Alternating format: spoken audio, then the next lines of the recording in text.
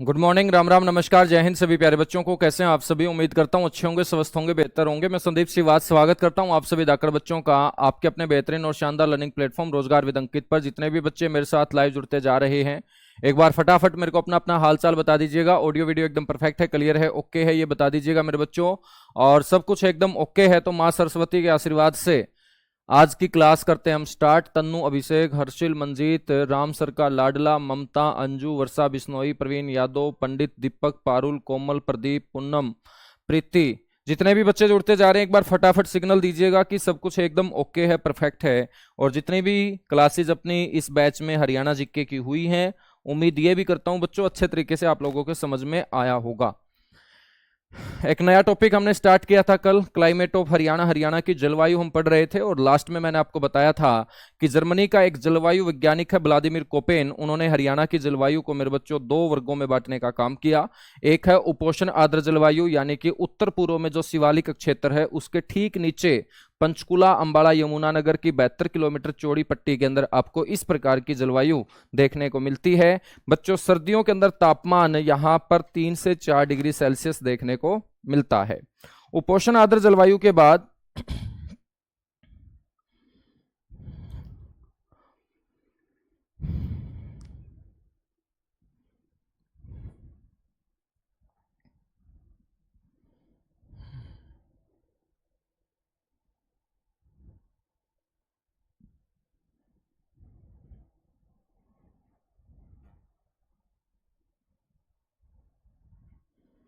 Second जो type होगा बच्चों उसको बोलते हैं उपोष्ण स्टेपी जलवायु।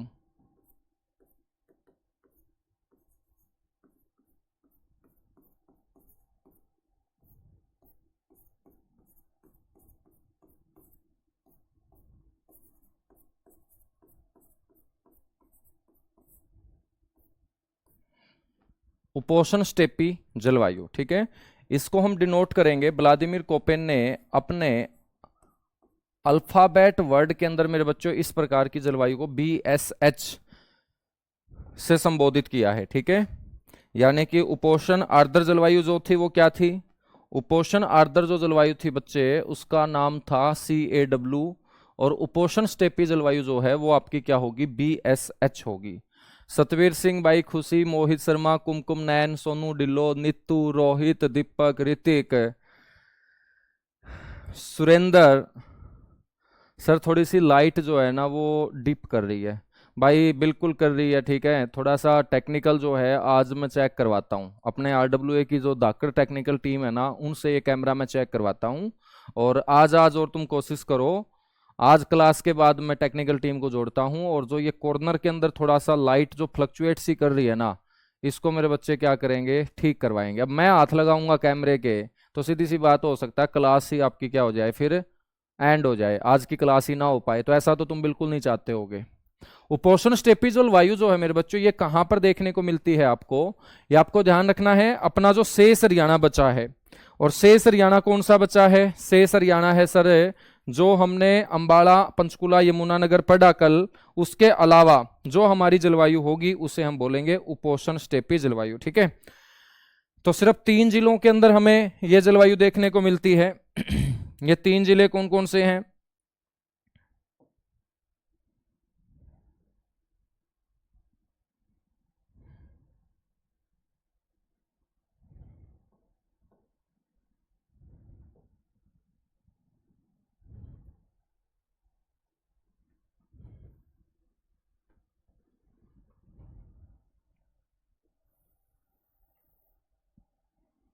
ये वाला जो क्षेत्र होगा बड़े भाई, ठीक है, हरियाणा के अंदर ये वाला जो क्षेत्र होगा, इस क्षेत्र के अंदर आपको मैंने कल बताया कि किस प्रकार की जलवायु देखने को मिलती है।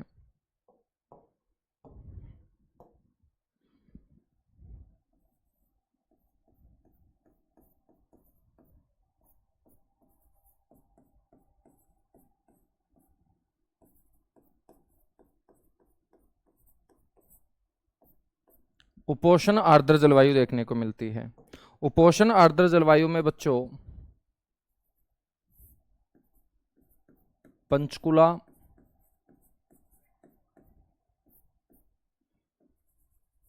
यमुनानगर,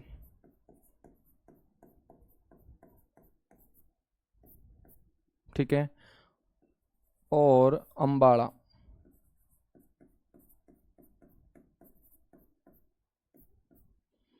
ठीक है, और आपको ध्यान रखना है ये तीन जिलों की कितने किलोमीटर चौड़ी पट्टी है बच्चे, ये है 72 किलोमीटर। ठीक है, कितने किलोमीटर, 72 किलोमीटर चौड़ी पट्टी के अंदर आपको ये विस्तार देखने को मिलता है। अब हम बात करते हैं उपोष्ण स्टेपी जलवायु की। तो जो आपका शेष हरियाणा बचा है, उस शेष हरियाणा के अंदर बच्चों जो जलवायु है उसको हम क्या बोलेंगे, उपोष्ण स्टेपी जलवायु बोलेंगे। तो सबसे पहला पॉइंट आपको ध्यान रखना है, हरियाणा के अधिकांश भागों में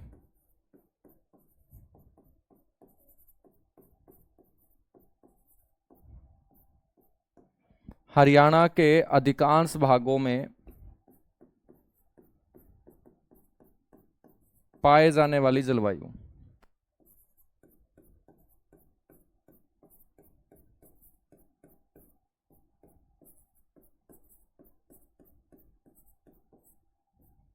कौन सी होगी, उपोष्ण स्टेपी जलवायु होगी। और मेरे बच्चों ये जो भाग है ना, इन भागों के अंदर जो बारिश होती है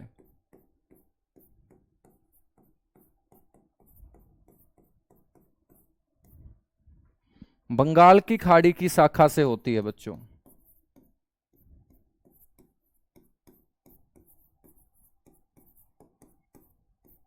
तो जिन भागों के अंदर उपोष्ण स्टेपी जलवायु पाई जाती है, उन भागों के अंदर वर्षा जो आपको नजर आएगी वो कौन सी शाखा से होगी, बंगाल की खाड़ी की शाखा से होगी।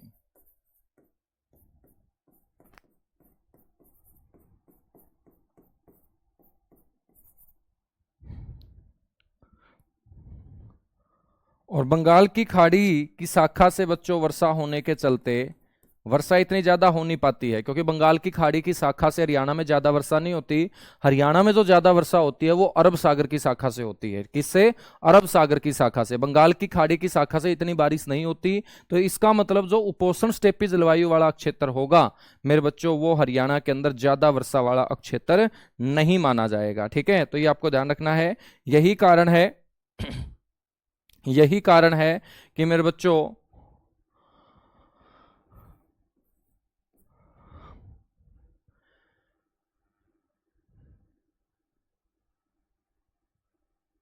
अब इसको क्या लिखवाऊं तुम्हें, ध्यान रखना है इस भाग में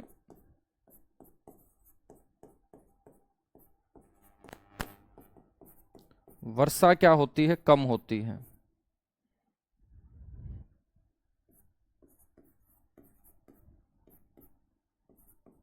और तापमान क्या होता है बच्चों, ज्यादा होता है।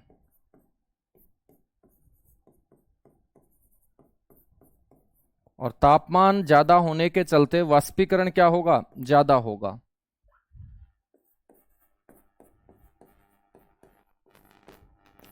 भाई ज्यादा गर्मी होगी, टेम्परेचर ज्यादा होगा, तो मेरे बच्चों सीधी सी बात है वाष्पीकरण भी क्या होगा, जल से वाष्प बड़ी संख्या में बनेंगे, बड़ी मात्रा में बनेंगे। तो वाष्पीकरण जो होता है ना, वो क्या होता है, इस भाग के अंदर ज्यादा होता है,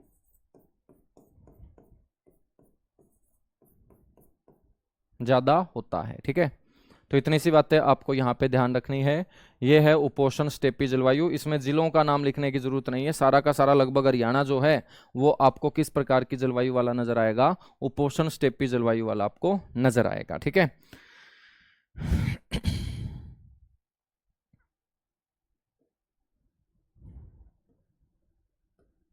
चलेगा। अब हम बात कर लेते हैं कुछ महत्वपूर्ण जो तथ्य हैं यहां से।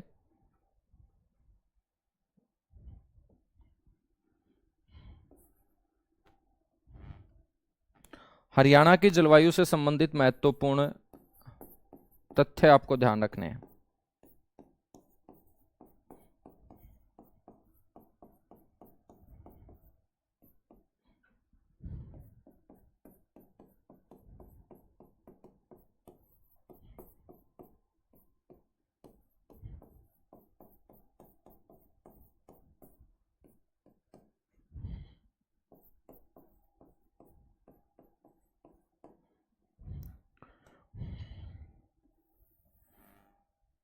महत्वपूर्ण तथ्य में बच्चों सबसे पहले आपको ध्यान रखना है कि हरियाणा की जो जलवायु है वो शुष्क प्रकार की है, क्योंकि भारत के अंदर कम वर्षा वाले राज्यों में हरियाणा क्या होता है, शामिल होता है। ठीक है, तो आपको ध्यान रखना है हरियाणा राज्य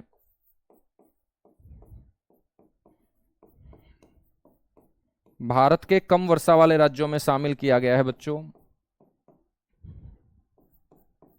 भारत के कम वर्षा वाले राज्यों में क्या है, शामिल है।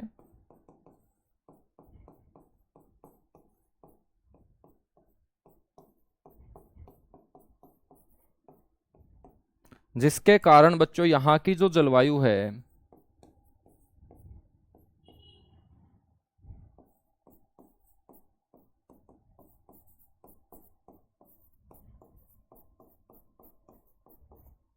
कैसी है, शुष्क प्रकार की है।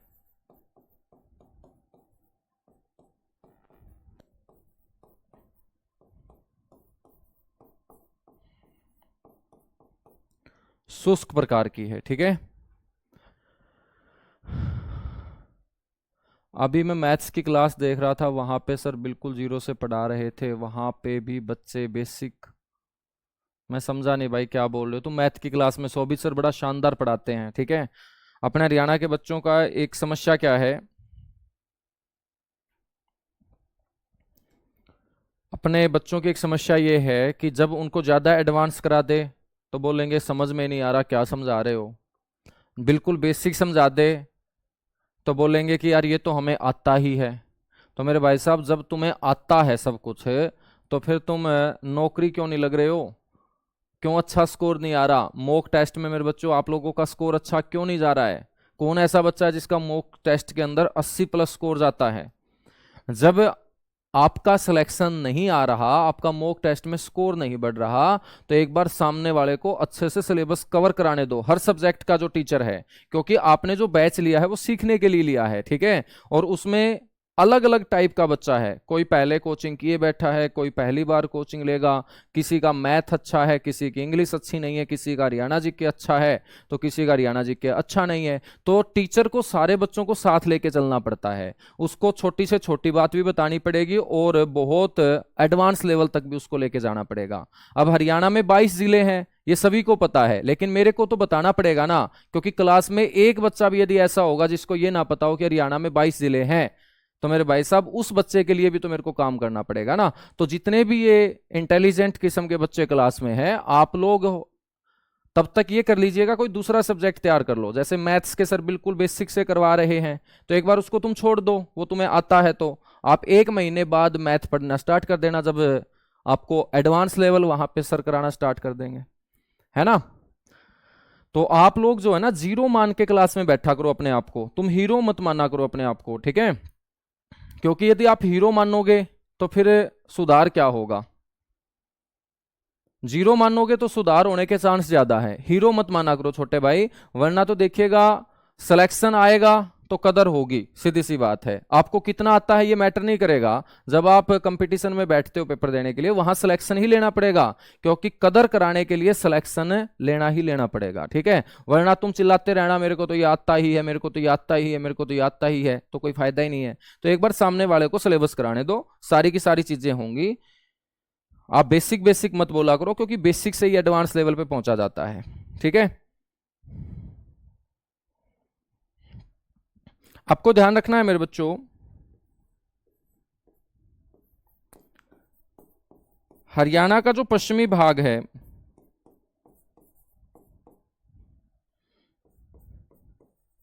हरियाणा के पश्चिमी भाग से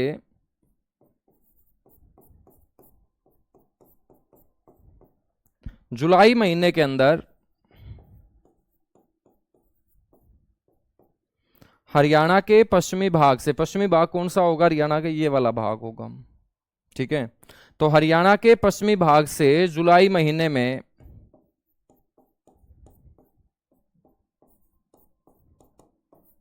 बच्चों 998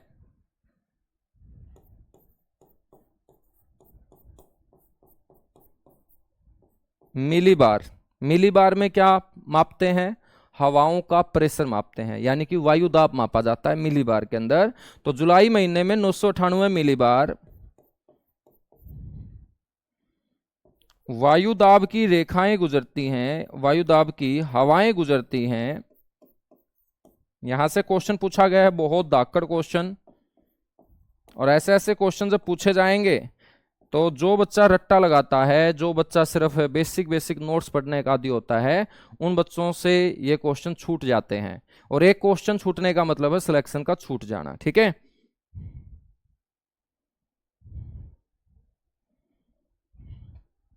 ध्यान रखेंगे।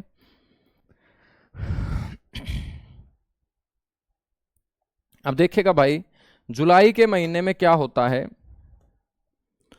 जुलाई के महीने में 998 मिली बार वायु दाब की जब रेखाएं गुजरती है ना,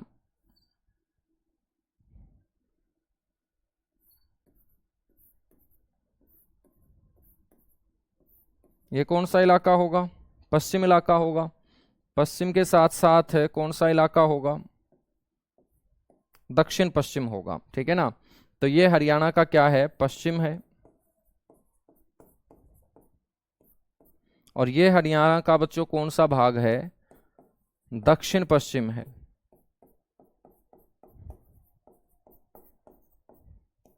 ठीक है, और इन हवाओं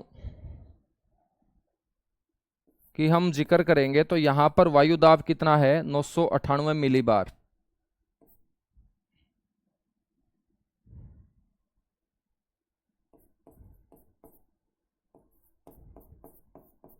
यहां पर एयर प्रेशर इन हवाओं का कितना है? 998 मिली बार। ठीक है, तो आपसे क्वेश्चन पूछेगा कि बताइएगा भाई, जब 998 मिली बार वायु दाब की हवाएं पश्चिम और दक्षिण पश्चिम वाले इलाके में आती हैं तो इनकी दिशा कौन सी तरफ चली जाती है? तो ध्यान रखना है, 998 मिली बार वायु दाब की जो हवाएं जुलाई के महीने में पश्चिम और दक्षिण पश्चिम की ओर चलती हैं बच्चों, इनकी जो दिशा है ना, वो पश्चिम दक्षिण पश्चिम से क्या हो जाती है? उत्तर पूर्व हो जाती है। क्या हो जाती है? उत्तर पूर्व हो जाती है। क्वेश्चन कैसे आएगा मैं दोबारा फिर आपको बताऊंगा।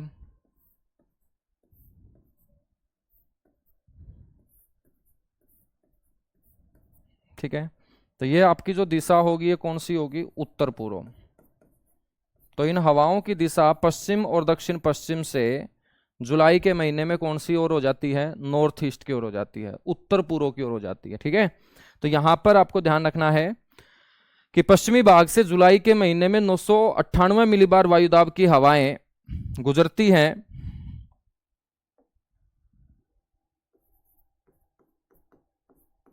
तो इन हवाओं की दिशा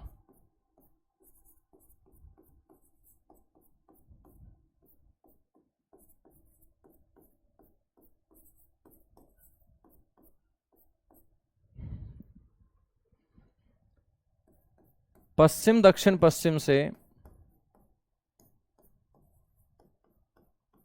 कौन कौन सी दिशा से मैं बात कर रहा हूं?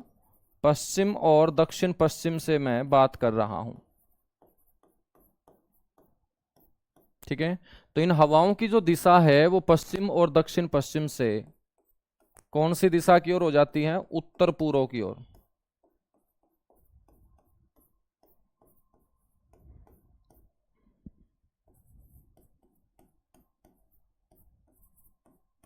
अब यहां से क्वेश्चन क्या पूछा गया था, जो मैक्सिमम बच्चों का बच्चों ये क्वेश्चन गलत पाया गया था। क्वेश्चन ये पूछा गया था कि बताइएगा भाई, हरियाणा के पश्चिमी भाग में जुलाई महीने के अंदर कितने मिलीबार वायुदाब की हवाएं गुजरती हैं? तो यहां पर मिलीबार वायुदाब पूछा गया था, यानी कि कितने एयर प्रेशर की वो हवाएं गुजरती हैं जुलाई के महीने में पश्चिमी भाग से। बच्चों आपका आंसर होगा 998 मिलीबार। क्या होगा? 998 मिलीबार। यहां तक बातें क्लियर हुई?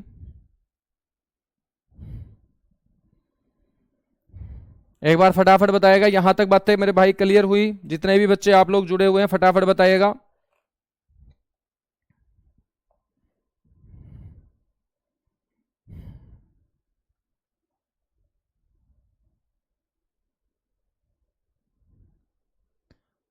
सर ये दोबारा समझा दीजिएगा। बिल्कुल, मैं दोबारा क्या तीसरी बार भी समझाऊंगा, एक बार यहां तक बताएगा। सर हवाओं की जो डायरेक्शन है वो चेंज क्यों हो जाती है? क्योंकि हवाओं के ऊपर एक प्रेशर लगता है, एक फोर्स अप्लाई होता है, उसी को हम कोरियोलिस फोर्स बोलते हैं। ठीक है, तो कोरियोलिस नाम के साइंटिस्ट ने हवाओं के ऊपर लगने वाले उस बल की बारे में बताने का काम किया, इसीलिए उसको कोरियोलिस फोर्स बोलते हैं। और इसकी व्याख्या जो की है वो फेरल ने की है, तो उसे हम लॉ ऑफ फेरल बोलते हैं। ठीक है, ये हम ज्योग्राफी में पढ़ते हैं या फिजिक्स में पढ़ते हैं। तो हवाओं के ऊपर क्या लगता है बच्चों? एक फोर्स लगता है, और हवाओं के ऊपर जब एक बल लगता है, उस बल के कारण हवाएं जो है वो अपनी दिशा में क्या ले आती हैं बच्चों? परिवर्तन ले आती हैं, और उस बल को हम कोरियोलिस बल बोलते हैं। क्या बोलते हैं? कोरियोलिस बल बोलते हैं। ठीक है, यहां तक बातें क्लियर हुई? चलेगा, अब हम बात करते हैं। बिल्कुल, जिन बच्चों ने पढ़ा होगा वो अच्छे से जानते हैं। बाकी हरियाणा जीके में अब कोरियोलिस बल मैं तुम्हें बताऊंगा तो भाई साहब दिमाग की दही हो जाएगी तुम्हारी। ठीक है, उसको हम ज्योग्राफी में पढ़ेंगे, जब मैं आपको वर्ल्ड ज्योग्राफी पढ़ाऊंगा ना, तब बताऊंगा मैं आपको हवाओं के बारे में। चलेगा, तब तक आप इतना सा ध्यान रखो बस कि भाई जुलाई के महीने में 998 मिलीबार वायुदाब की हवाएं गुजरती हैं हरियाणा के पश्चिमी भाग से। इतना याद रखना है। ठीक है, क्या याद रखोगे?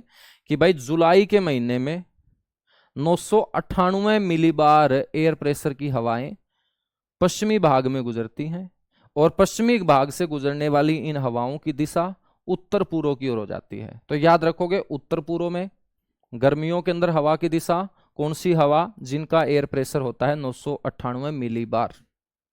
ठीक है, अब हम बात करेंगे जनवरी की। बच्चों जनवरी के अंदर जो एयर प्रेशर हो जाता है वो हो जाता है 1018।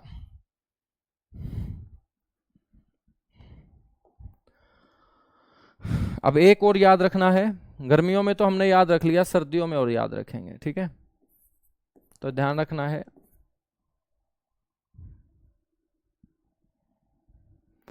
हरियाणा के पूर्वी भाग, ये जो जनवरी के अंदर हवाएं हैं बच्चों, ये कौन से भाग में चलती है? पूर्वी भाग में। तो हरियाणा के पूर्वी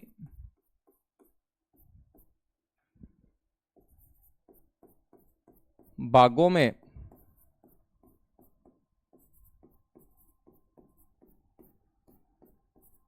चलने वाली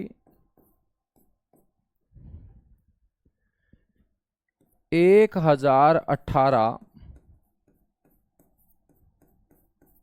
मिलीबार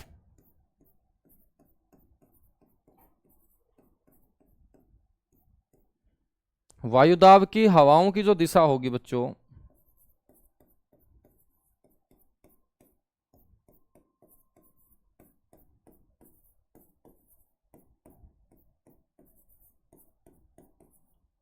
वो उत्तर और उत्तर पश्चिम होती है। उत्तर और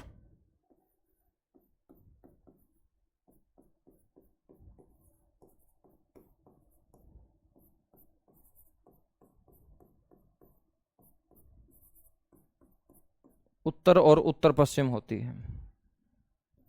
ठीक है, समझ में आई बात?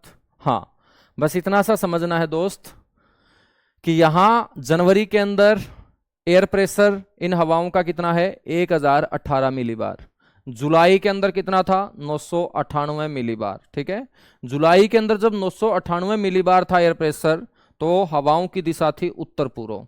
1018 है तो हवाओं की दिशा है उत्तर और उत्तर पश्चिम। उत्तर और उत्तर पश्चिम। ठीक है, यहां तक बातें क्लियर हुई? बताएगा फटाफट।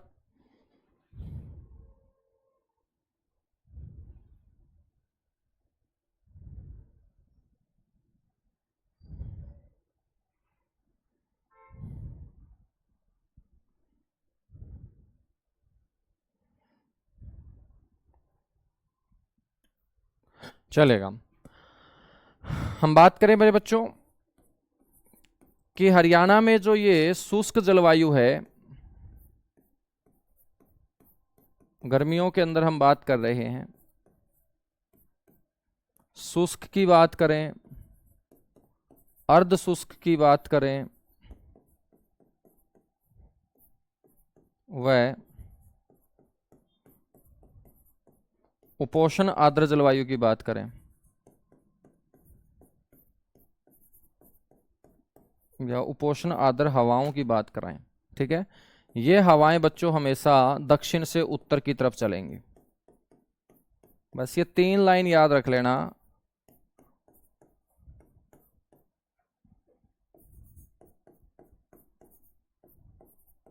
यदि क्वेश्चन पूछेगा सबसे मुश्किल इस टॉपिक से, तो बस यही 3 लाइनें पूछेगा, बाकी तो बहुत आसान चीजें हैं, ठीक है। आसान तो ये भी हैं। शुष्क का मतलब मेरे भाई जहां बारिश कम होती है, तो बारिश कहाँ कम होती है? दक्षिण वाले इलाके के अंदर। अर्ध शुष्क का मतलब यानी कि राजस्थान के साथ लगते क्षेत्र से थोड़ा सा ऊपर का क्षेत्र, उसको अर्ध शुष्क बोल देंगे। उससे ऊपर का क्षेत्र होगा उपोष्ण आर्द्र जलवायु। तो यहाँ पर जो हवाएं चलेंगी वो नीचे से ऊपर की ओर चलेंगी, यानी कि दक्षिण से कहाँ चलेंगी भाई? ध्यान रखेंगे, उत्तर की ओर चलेंगे, ठीक है। क्योंकि उत्तरी गोलार्ध में हम है ना, उत्तरी गोलार्ध में हवाओं की दिशा इस तरीके से होती है, इस तरीके से होती है, ठीक है। यानी कि हवाएं अपने दाएं ओर मुड़ती है हमेशा, ठीक है। हवाएं जो हैं वो अपने दाएं ओर मुड़ती हैं। अब दाएं ओर मुड़ेंगी तो यही कारण था कि पश्चिम के अंदर थी हवाएं, तो बच्चों दाएं ओर मुड़ेंगी तो कहां जाएंगी? उत्तर पूर्व की तरफ जाएंगे। कहां जाएंगी? उत्तर पूर्व की तरफ जाएंगे, ठीक है।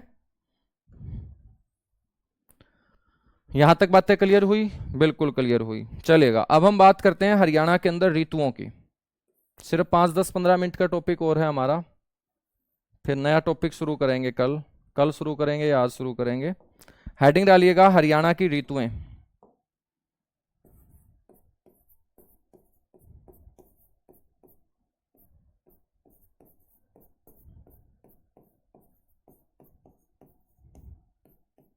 ऋतुओं का मतलब होता है सीजन, ठीक है।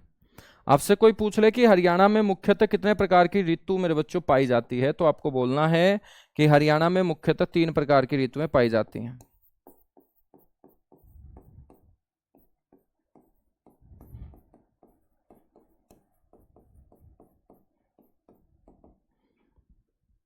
हरियाणा में मुख्यतः 3 प्रकार की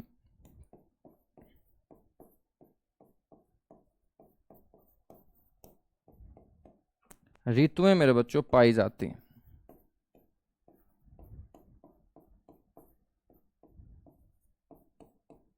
ठीक है।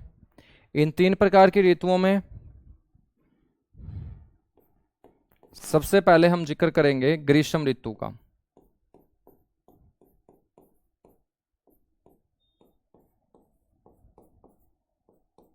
ठीक है, यानी कि समर सीजन।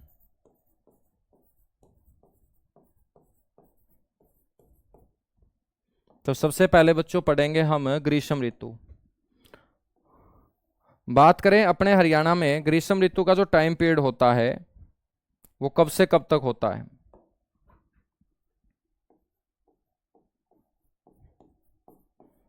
तो ध्यान रखना है, हरियाणा में ग्रीष्म ऋतु का जो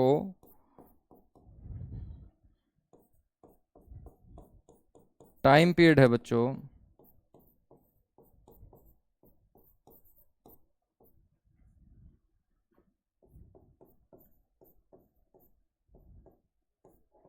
वो 16 जून से नहीं, सॉरी बच्चों, 16 मार्च से 15 जून तक होता है। तो 16 मार्च से 15 जून तक का जो टाइम पीरियड होगा उसको हम क्या बोलेंगे? ग्रीष्म ऋतु बोलेंगे, ठीक है।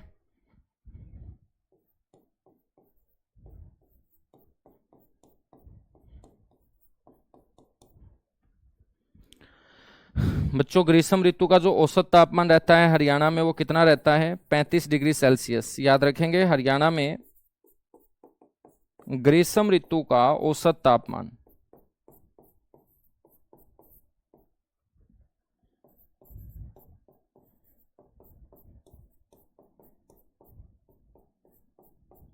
एवरेज टेम्परेचर जो बच्चों पूरे के पूरे समर सीजन में देखा जाता है, ग्रीष्म ऋतु में औसत तापमान जो होता है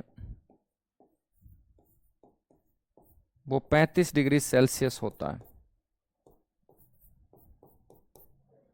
क्या होता है बच्चों? 35 डिग्री सेल्सियस होता है।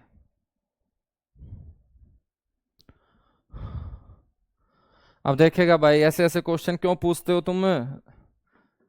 जितनी भी लड़कियां हैं तो ये टिंगरी बरानी भाई कद चुप होंगी। 26 जुलाई तक कितनी हरियाणा जी की हो जाएगी भाई? जितनी होगी मैक्सिमम मैं करवाने की कोशिश करूंगा। अब आप लोग जो है ना बीच में ऐसे ऐसे क्वेश्चन पूछोगे तो फिर मेरा मन नहीं करेगा पढ़ाने का, सही बता रहा हूँ। मैं ये चाहता हूँ फिर तुम्हें फटाफट सिलेबस कराऊं, 2 महीने में फारिग करूं तुम्हें, उसके बाद फिर भाई साहब मैं नए बैच निकालूं। मेरा ये मन करेगा फिर, क्योंकि मैं आप लोगों को एक बार ही पढ़ाना चाहता हूं, और एक बार पढ़ के आप जिंदगी भर मेरे को याद रखो, बस मैं ऐसा पढ़ाना चाहता हूं। और जिंदगी भर याद इसलिए रखोगे क्योंकि 25 में से 25 का स्कोर करोगे आप, ठीक है? तो आपको ये लगेगा कि यार सामने वाले ने पूरी ईमानदारी से मेहनत की थी। यदि सिलेक्शन रुका है तो मेरी गुस्ताखी से रुका होगा, मैंने मेहनत नहीं की होगी, है ना?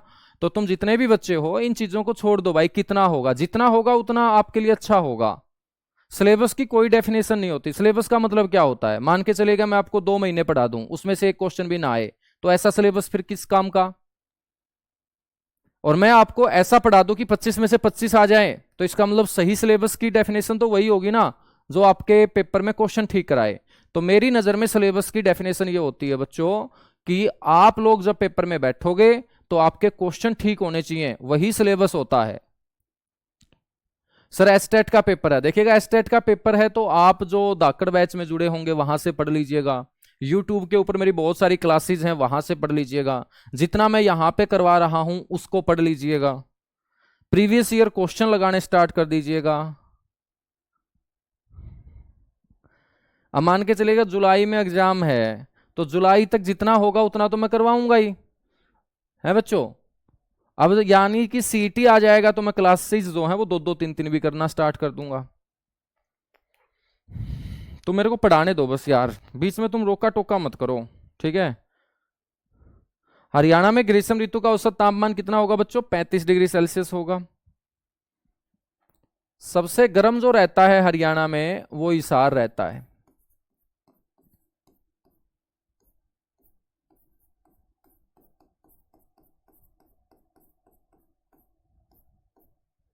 हरियाणा में बच्चों सबसे गर्म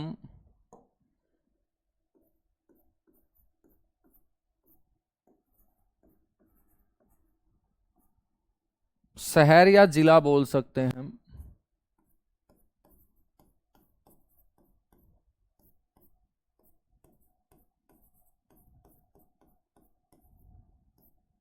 ठीक है बच्चों? बात करें तो गर्मियों में हरियाणा में जो अधिकतम तापमान पहुंच जाता है वो 49 से 50 डिग्री सेल्सियस तक मेरे बच्चों टच कर जाता है। तो ये भी याद रखना है, गर्मियों में हरियाणा में अधिकतम जो तापमान है बच्चों वो कितना दर्ज किया जाता है?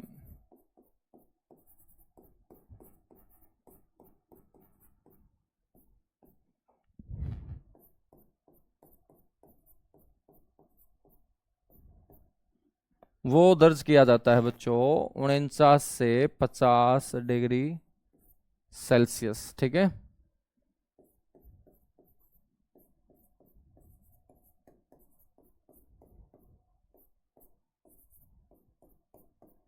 बच्चों हरियाणा का जो दक्षिण है, और साथ के साथ हम बात करें दक्षिण पश्चिम वाला इलाका, यहां पर तेज हवाएं चलती हैं। तो अपने हरियाणा के दक्षिण और दक्षिण पश्चिम में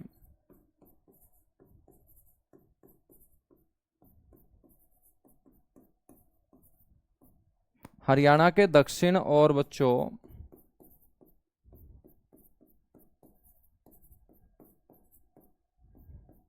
दक्षिण पश्चिम में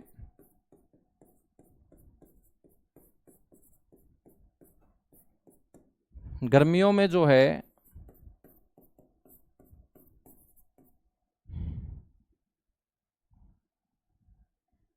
चलने वाली जो तेज हवाएं हैं बच्चों उनको हम क्या बोलते हैं? लू बोलते हैं, ठीक है?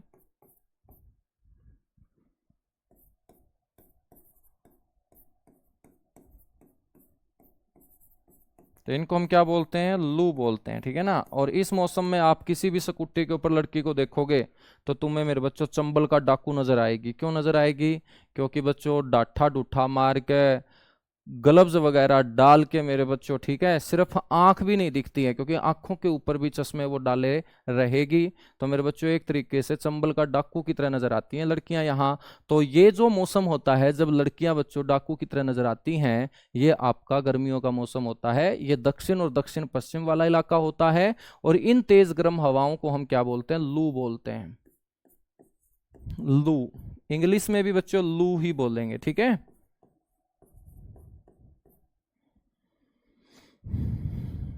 तो इनको क्या कहा जाता है? लू कहा जाता है।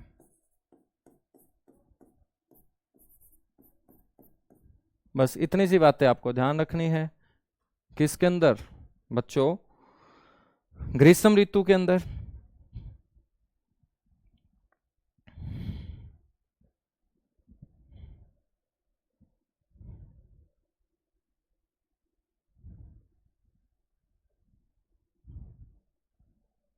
ठीक है।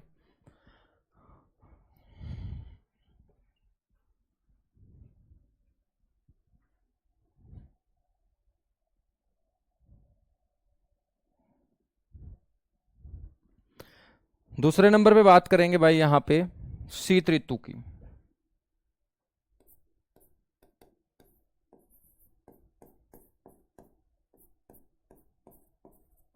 यानी कि विंटर सीजन।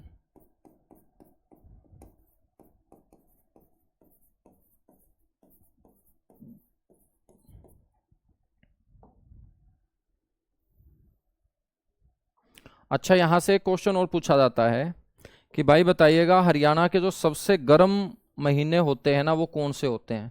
तो कौन सा महीना सबसे गर्म होता है, बताओगे मेरे को?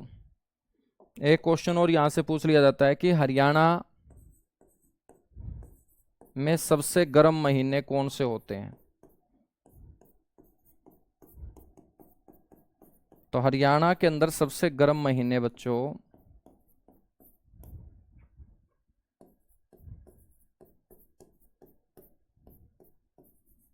अप्रैल और मई होते हैं।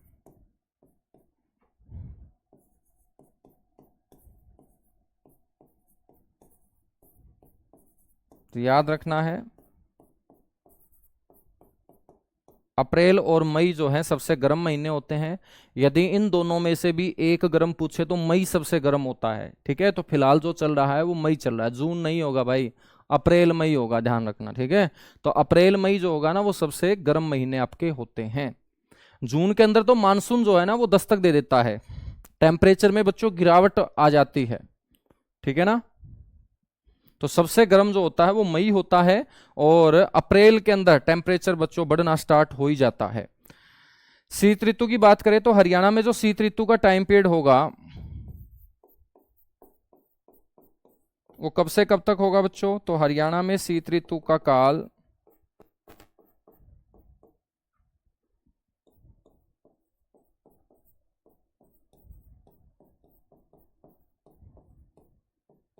सोलह सितंबर से शुरू होकर बच्चों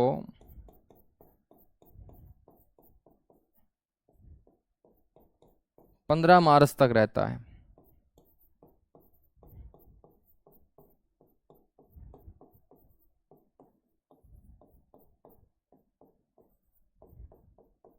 ठीक है। शीत ऋतु के अंदर औसत जो तापमान रहता है वो कितना रहेगा?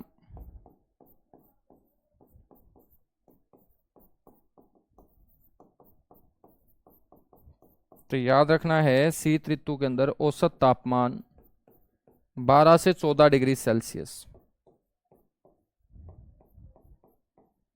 12 से 14 डिग्री सेल्सियस। बच्चों हम बात करें सबसे ठंडा जो महीना रहता है,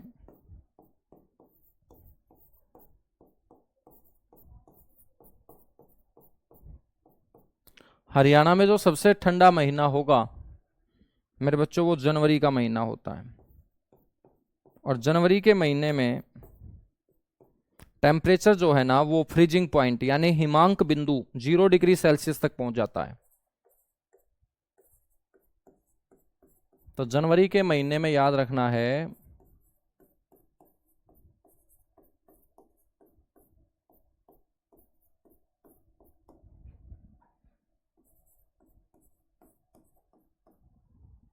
जनवरी के महीने के अंदर हरियाणा के शिवालिक क्षेत्र, हरियाणा का कौन सा क्षेत्र मेरे बच्चों? शिवालिक क्षेत्र, ठीक है। तो हरियाणा के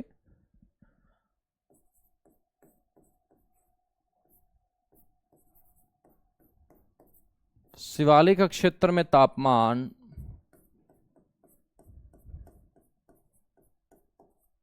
फ्रीजिंग पॉइंट यानी कि हिमांक बिंदु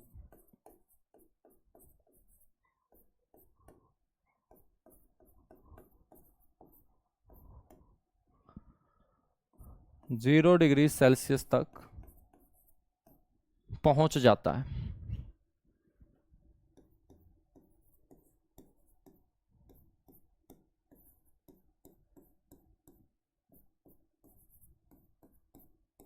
ठीक है, 0 डिग्री सेल्सियस तक पहुंच जाता है। हम बात करें तो शीत ऋतु के अंदर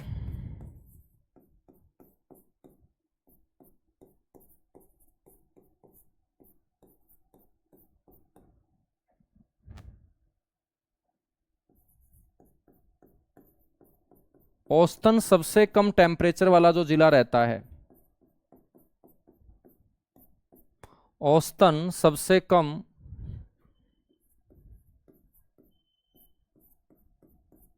तापमान वाला जिला कौन सा होता है? चलिएगा बताइएगा फटाफट।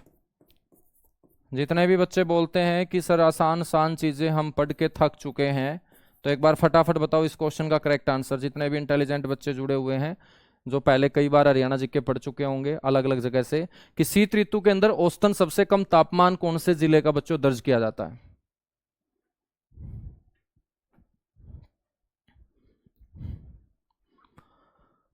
बहुत बढ़िया, बहुत बढ़िया, बहुत बढ़िया। बताइएगा भाई, शीत ऋतु के अंदर औसतन जो है ना,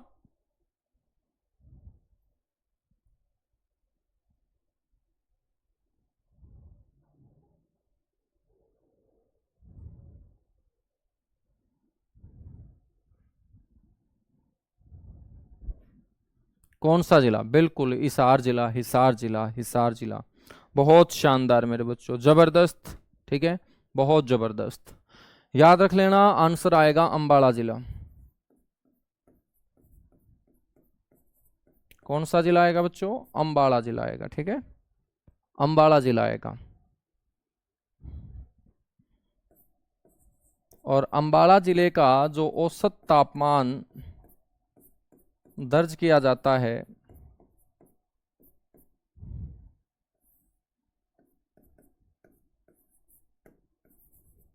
वो 12.8 डिग्री सेल्सियस।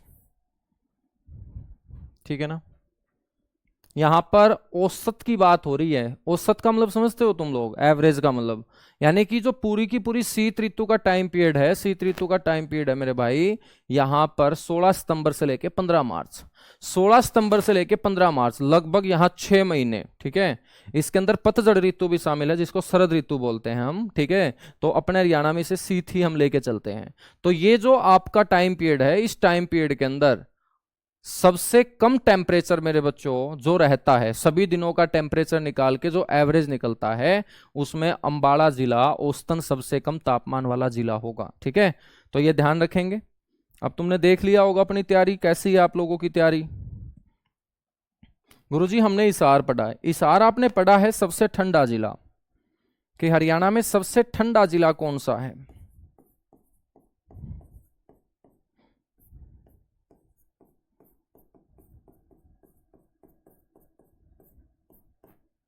और हरियाणा में सबसे ठंडा जो जिला होगा बच्चों, वो हिसार होगा।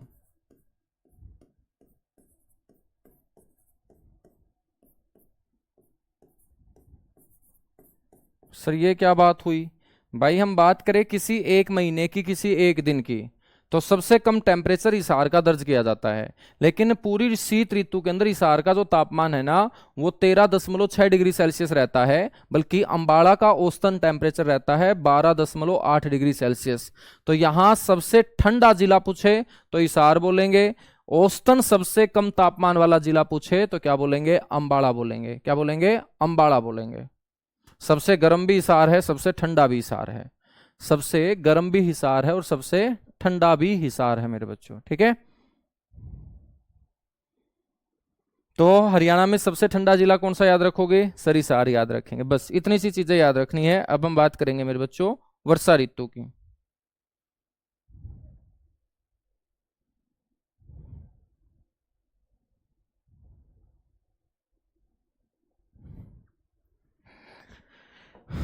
अब लास्ट ऋतु पढ़ेंगे, तीसरी ऋतु, जिसका नाम होगा वर्षा ऋतु,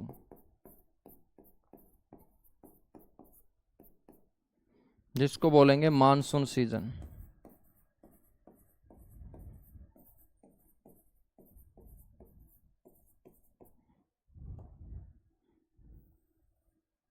तो याद रखेंगे बच्चों, मानसून सीजन का जो टाइम पीरियड होगा हरियाणा के अंदर वो कितना होगा?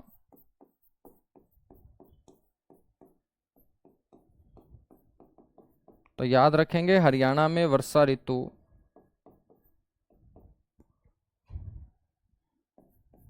का समय, ये हरियाणा की बात हो रही है, ठीक है, मध्य जुलाई से बच्चों मध्य सितंबर।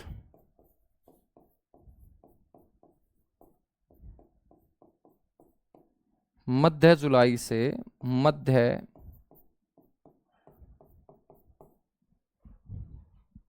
हम्म,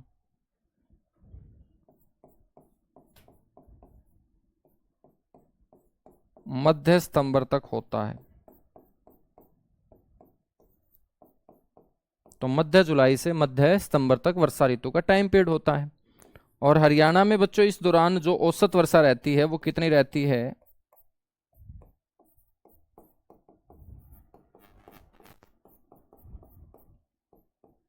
तो ध्यान रखना है, हरियाणा में औसत वर्षा 40 से 60 सेंटीमीटर वार्षिक। 1 सेंटीमीटर में मेरे बच्चों कितने मिलीमीटर होते हैं? या हम बोल सकते हैं 1 सेंटीमीटर में 10 मिलीमीटर होते हैं। 400 से 600 मिलीमीटर वार्षिक। तो यदि बच्चों ऑप्शन में दे रखा है तो 400 से 600 बोलेंगे, सेंटीमीटर दे रखा है तो 40 से 60 सेंटीमीटर ही आपको बोलना है, ठीक है। सबसे ज्यादा जो वर्षा होती है हरियाणा के अंदर वो शिवालिक क्षेत्र में होती है।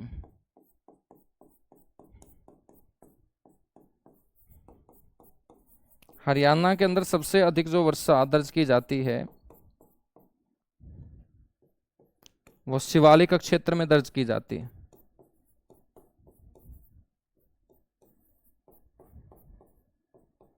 ठीक है। और साथ के साथ यदि आपसे जिला पूछे तो आप बोलेंगे अंबाला जिला। जिला पूछे तो बच्चों क्या बोलेंगे? अंबाला जिला, ठीक है। और यहाँ जो वर्षा का उस सतर रहता है वो रहता है 110 सेंटीमीटर वार्षिक। 110 सेंटीमीटर वार्षिक, ठीक है। बात करें सबसे कम वर्षा,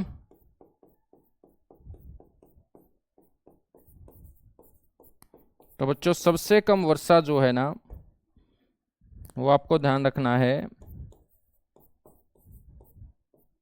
दक्षिण और दक्षिण पश्चिम वाला जो इलाका होगा हरियाणा का, दक्षिण और दक्षिण पश्चिम जो क्षेत्र होगा हरियाणा का वहां पर सबसे कम वर्षा होती है। और यदि जिला पूछे तो बच्चों एक हरियाणा का पश्चिम का जो जिला है सिरसा जिला,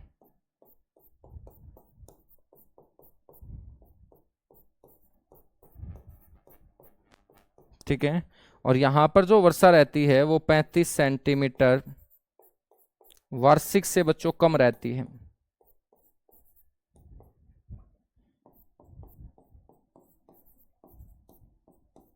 35 सेंटीमीटर वार्षिक वर्षा से भी कम जो है वो दर्ज की जाती है, ठीक है। तो आपको ध्यान रखना है सिरसा बच्चों।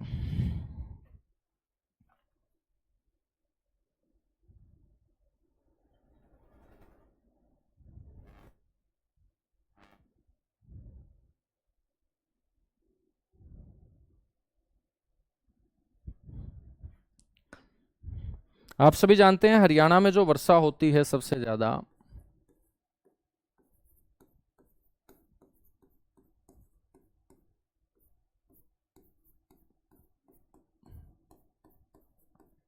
हरियाणा के अंदर जो गर्मियों में बारिश होती है बच्चों,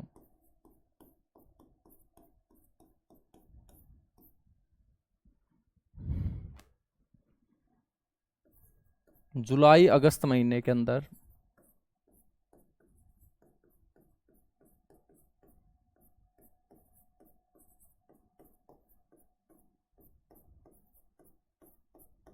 ठीक है।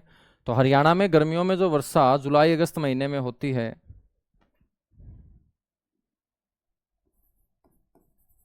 वो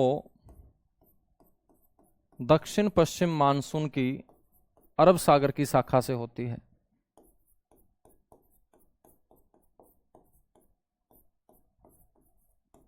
दक्षिण पश्चिम मानसून की कौन सी शाखा? अरब सागर शाखा से बच्चों होती है।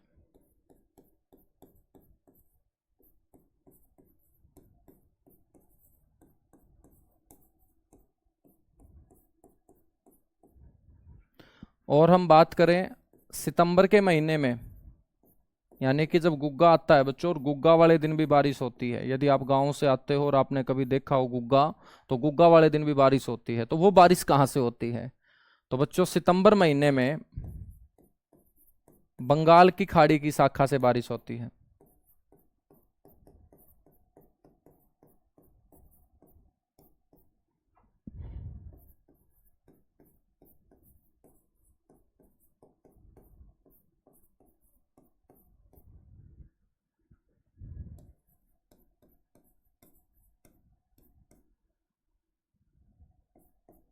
ठीक है, तो याद रखना है, तो दोनों शाखाओं का योगदान है बच्चों, चाहे अरब सागर की शाखा हो चाहे बंगाल की खाड़ी की शाखा हो।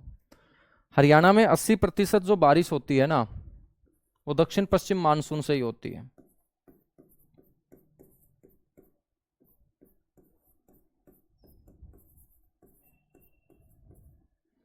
हरियाणा में 80% वर्षा कौन से मानसून से होती है? दक्षिण पश्चिम मानसून। और ये दक्षिण पश्चिम मानसून बच्चों कहाँ से आता है? दक्षिण पश्चिम मानसून अरब सागर से सबसे पहले उठता है। तो हरियाणा में 80% वर्षा दक्षिण पश्चिम मानसून, या इसे बोल सकते हैं गर्मियों का मानसून,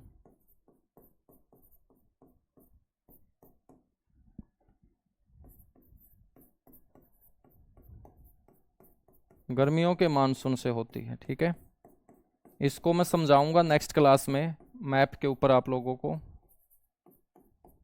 मैप के ऊपर आप लोगों को नेक्स्ट क्लास में बताऊंगा। ठीक है, तब तक ये 2-3 बातें लिख लो। गर्मियों में बारिश हो जाती है इससे, लेकिन हरियाणा में जो सर्दियों में वर्षा होती है, हरियाणा में सर्दियों में होने वाली 20% तक वर्षा वो किससे होती है बच्चों?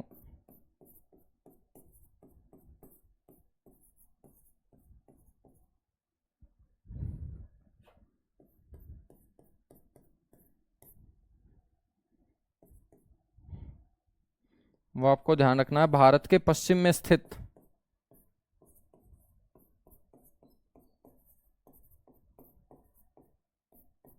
भारत के पश्चिम में स्थित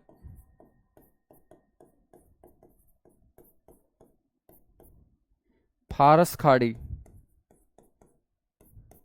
भारत के पश्चिम में कौन सी खाड़ी है बच्चों? फारस की खाड़ी है, जिसे हम बोलते हैं पर्सिया या ईरान की खाड़ी।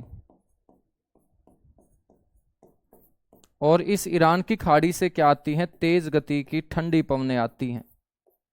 ठीक है, तो फारस की खाड़ी, ईरान की खाड़ी जो भारत के पश्चिम में है, से आने वाली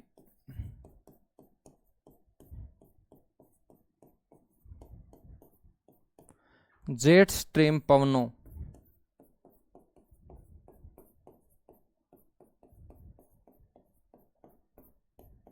और इन पवनों को हम क्या बोलते हैं? जब ये पश्चिम की दिशा से आ रही हैं तो इनको बोलते हैं वेस्टर्न डिस्टरबेंस, यानी कि पश्चिमी विक्षोभ। क्योंकि भारत के पश्चिम में है ना फारस की खाड़ी, तो वहां से ये तेज गति की जो पवनें आती हैं, जेट स्ट्रीम पवनें बच्चों, इनको हम वेस्टर्न डिस्टरबेंस भी बोलते हैं।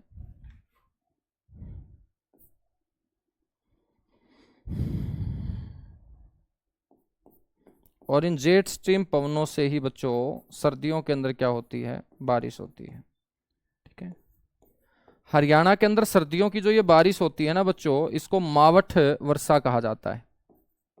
तो हरियाणा के अंदर सर्दियों में होने वाली जो वर्षा होगी, हरियाणा के अंदर सर्दियों में होने वाली जो वर्षा होगी,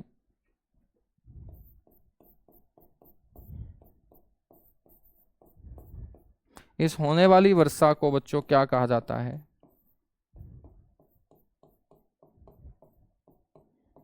मावठ वर्षा कहा जाता है।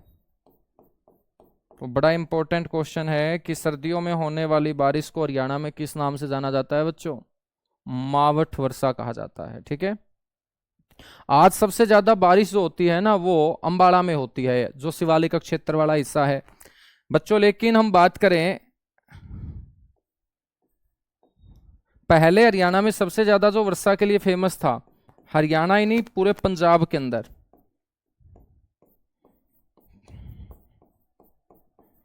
पंजाब हरियाणा में पहले सबसे अधिक वर्षा के लिए जो प्रसिद्ध क्षेत्र था,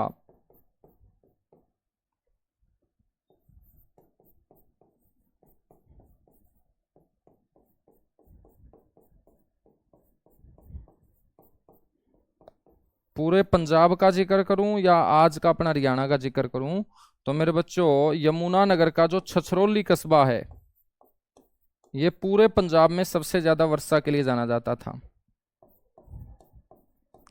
और उस समय भारत के अंदर जब हरियाणा के छछरौली में सबसे ज्यादा बारिश हुआ करती थी, उस समय मेरे बच्चों भारत के अंदर सबसे ज्यादा बारिश हुआ करती थी चेरापूंजी में। और यही कारण है कि उस समय छछरौली में ज्यादा वर्षा होने के चलते लोगों ने इसका कंपैरिजन चेरापूंजी के साथ कर दिया था। तो इसलिए इसको बोलते हैं हरियाणा का चेरापूंजी। आज सबसे ज्यादा बारिश मेघालय के मासिनराम में होती है, पहले चेरापूंजी में होती थी। ठीक है, क्योंकि जलवायु जो है वो बदल जाती है, 30 से 35 साल के बाद अलग अलग स्थान मेरे बच्चों सबसे ज्यादा वर्षा के लिए फिर जाने जाते हैं। तो चेरापूंजी पहले ज्यादा बारिश होती थी, अब चेरापूंजी के पास ही मासिनराम है, वहां ज्यादा होती है। आगे चल के मासिनराम के पास कोई और जगह होगी, वहां ज्यादा वर्षा हो जाएगी। ठीक है, यहां तक बातें क्लियर हुई? तो आज के लिए इतना सा ही करेंगे। बाकी ये जितनी बातें मैंने लिखी हैं, नेक्स्ट क्लास में मैं आपको मैप के ऊपर बताऊंगा कि कैसे कैसे मानसून जो है वो बारिश हरियाणा के अंदर करता है। ठीक है, तो उसको थोड़ा सा मैप के ऊपर समझने की कोशिश करेंगे। और कल की क्लास में 10-15 मिनट में ये टॉपिक हो जाएगा कंप्लीट।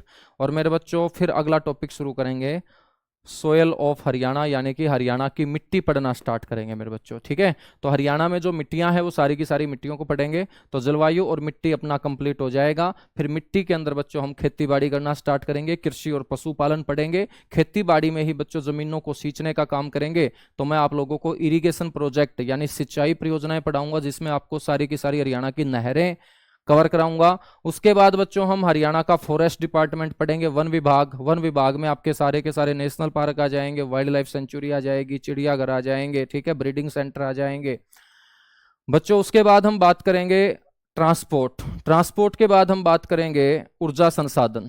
ठीक है, ऊर्जा संसाधनों के अंदर हम बिजली पैदा करेंगे, खनिज संसाधन हम पढ़ेंगे। फिर हरियाणा की जनगणना के बारे में चर्चा करेंगे। तो सारे का सारा जो आपका ज्योग्राफी वाला पार्ट है, लगभग मेरे बच्चों कोशिश करेंगे 15-20-25 दिन में आपका कंप्लीट हो जाए। और एक लंबा पार्ट यही है, उसके बाद ज्यादा टाइम नहीं लगेगा, उसके बाद ज्यादा टाइम आपका नहीं लगेगा। ठीक है,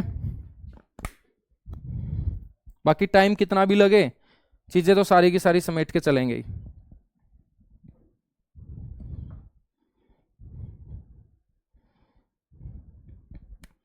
तो सारी की सारी चीजें समेट के चलेंगे, तुम टेंशन मत लो। ठीक है, ऐसा नहीं है कि 5-7 बच्चे जल्दबाजी कर रहे हैं तो उनके चक्कर में दूसरों का भी हम काम खराब करेंगे, ऐसा बिल्कुल भी नहीं होगा। तो मैक्सिमम बच्चे जो हैं सीखने के उद्देश्य से आते हैं और सारे बच्चों का ध्यान रखा जाएगा, एक एक चीज आप लोगों को अच्छे से कवर कराई जाएगी। और ये आपका बैच मेरे बच्चों में चाहता हूँ लास्ट बैच हो, क्योंकि उसके बाद आप सरकारी नौकरी लग जाओ, बस एक ही तमन्ना है। और इसी तमन्ना के साथ मैं पढ़ा रहा हूँ कि आपको बार बार जो है ना वो ना बच्चों जुड़ा रहना पड़े, क्योंकि उम्र भी डे बाई डे बढ़ती जा रही है। ठीक है, तो आपकी उम्र का भी ख्याल है, इसीलिए बच्चों आप लोगों को मैं यही चाहता हूँ कि ये आपका लास्ट बैच हो, उसके बाद जो है आप जो भी लग जाओ।